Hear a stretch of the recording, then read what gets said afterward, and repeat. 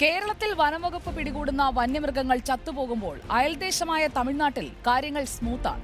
Tamil Nadu Tirunelveli forest ഡിവിഷന് കീഴിലെ ഒരു ഗ്രാമത്തിൽ ഭീതി പരത്തിയിരുന്ന 2 പുലികളെ തമിഴ്നാട് വനംവകുപ്പ് കഴിഞ്ഞ ദിവസം സുരക്ഷിതമായി പിടികൂടി വനത്തിലേക്ക് മാറ്റി. തമിഴ്നാട് സെക്രട്ടറി സുപ്രിയ സാഹു പങ്കുവച്ച വീഡിയോ എന്ന് കാണാം.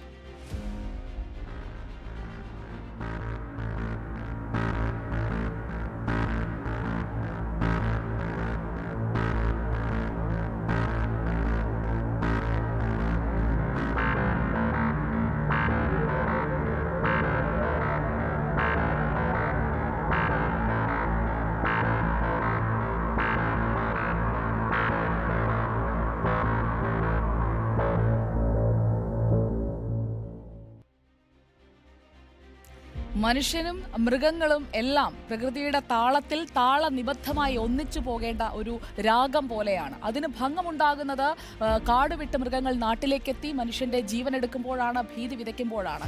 അങ്ങനെ വരുന്ന മൃഗങ്ങളെ കാട് കയറ്റുന്നതിനുമുണ്ട് ഉചിതമായ മാർഗങ്ങൾ. അത് അവലംബിക്കുക.